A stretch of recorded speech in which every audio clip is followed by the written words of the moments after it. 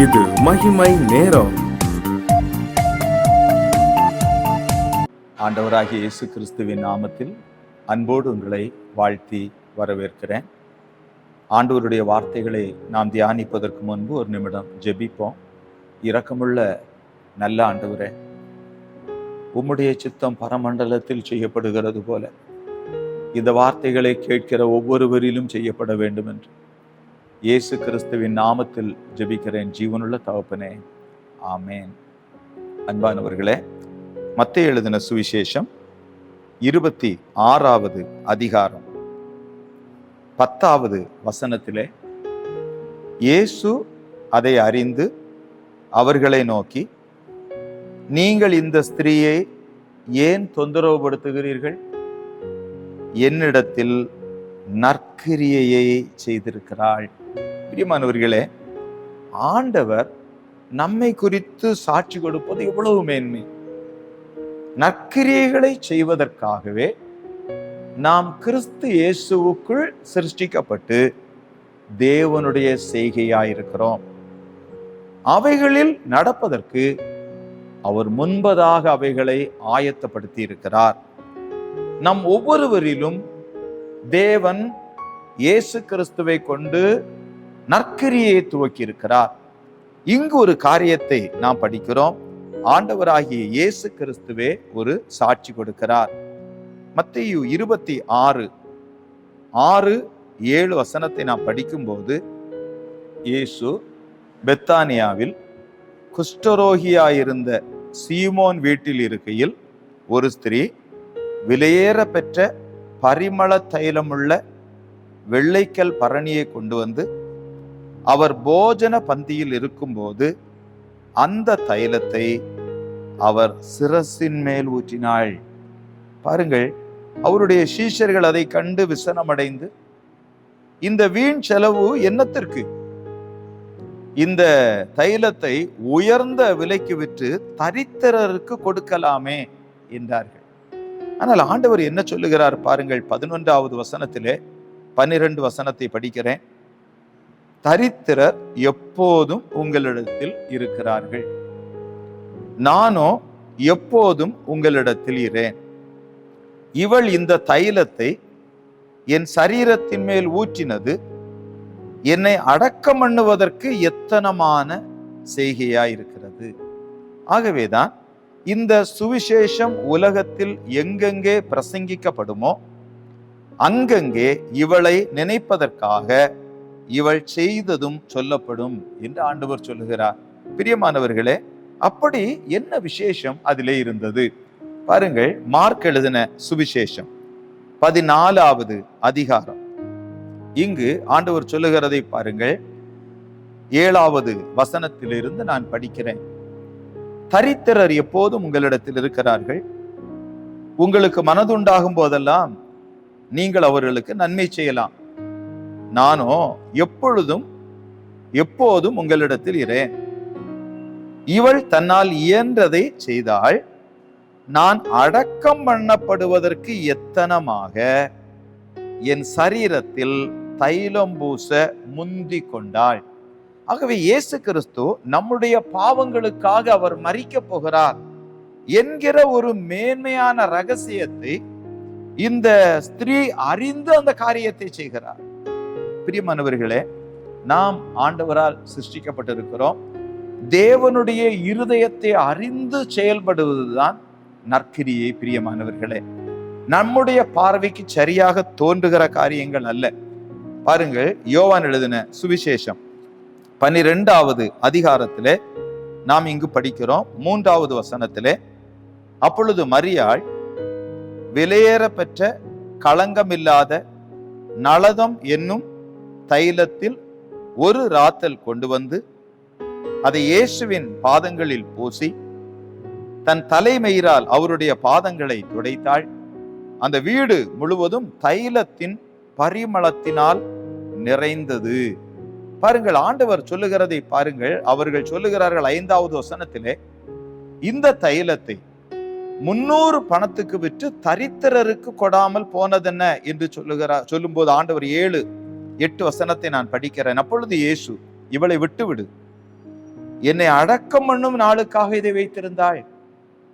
தரித்திரர் எப்போதும் உங்களிடத்தில் இருக்கிறார்கள், நான் எப்பொழுதும் உங்களிடத்தில் இரேன் என்றார். இப்படி இந்த மரியாள் ஆண்டவரை பிரியப்படுத்துகிற இந்த நற்கிரியை செய்வதனுடைய ரகசியம் என்ன?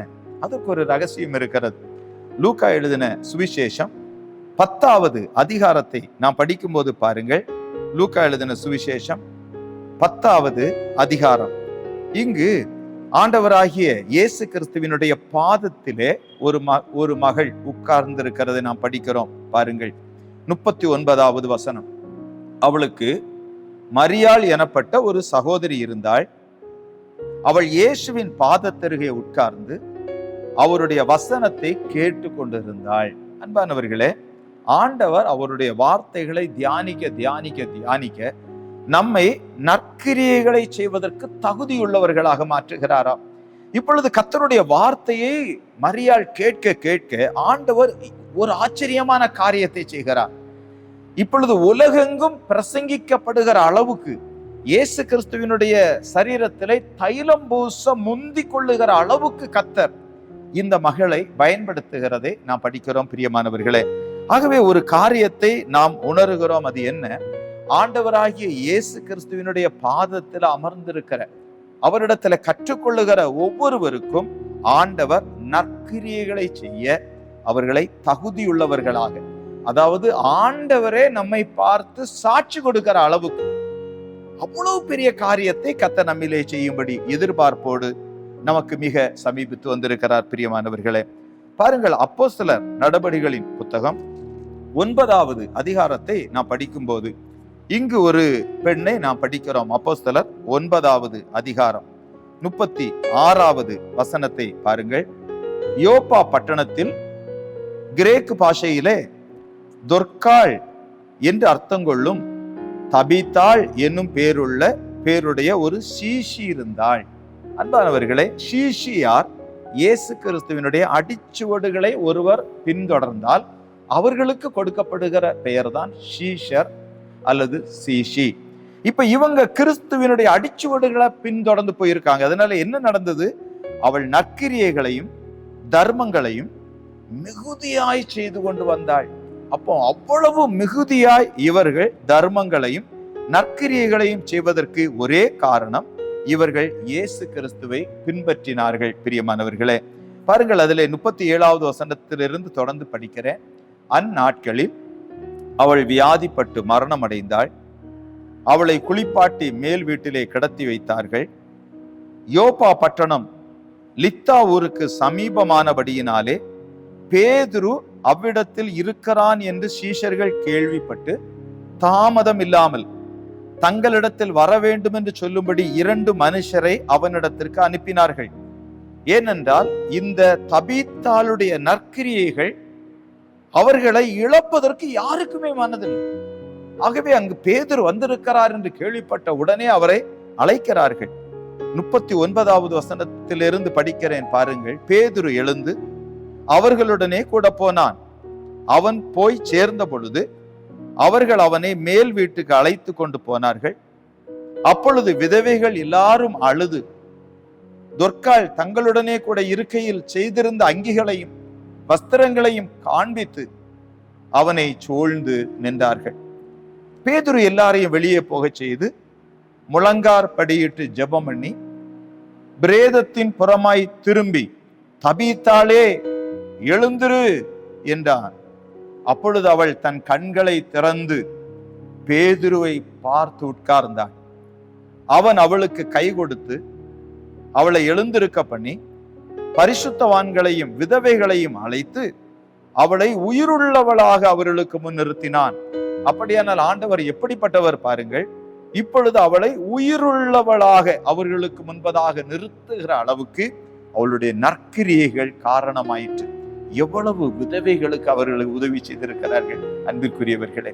ஆகவே ஆண்டவருடைய சமூகத்தில் அவருடைய பாதத்தில் யார் இருந்து கற்றுக்கொள்வதற்கு தங்களை அர்ப்பணிக்கிறார்களோ, யார் ஆண்டவரால் நடத்தப்படுகிறார்களோ, அவருடைய அடிச்சுவடுகளில் நடப்பவர்கள் எப்படிப்பட்டவர்களாக இருக்கிறார்கள்? அவர்கள் மிகுதியான நற்கிரியைகளையும் தர்மங்களையும் செய்கிறார்கள். என்று வேதத்திலே அவர்களை குறித்து எழுதியிருக்கிறதை பாருங்கள். ஏதோ கொஞ்சம் ஒரு சில காரியங்கள் அல்ல, வேதம் சொல்லுகிறது மிகுதியாய் என்று நாம் வேத புத்தகத்திலே படிக்கிறோம். அப்போஸ்தலர் 11வது அதிகாரம் 26வது வசனத்தை பாருங்கள். அவர்கள் 1 வருஷமாய் சபையோடே கூடியிருந்து அநேக ஜனங்களுக்கு உபதேசம் பண்ணினார்கள். முதல் அந்தியோகியாவிலே சீஷர்களுக்கு, இயேசு கிறிஸ்துவின் அடிச்சுவடுகளை பின்தொடருகிறவர்களுக்கு கிறிஸ்தவர்கள் என்கிற பெயர் வழங்கிற்று.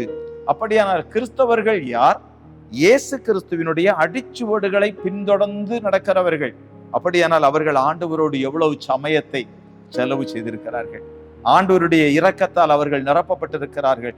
ஆண்டவரால் அவர்கள் உருவாக்கப்பட்டிருக்கிறார்கள். பிரியமானவர்களை, எதிர்பார்ப்போடு கர்த்தர் வைத்திருக்கிறார். நம்மை கொடுப்போமா?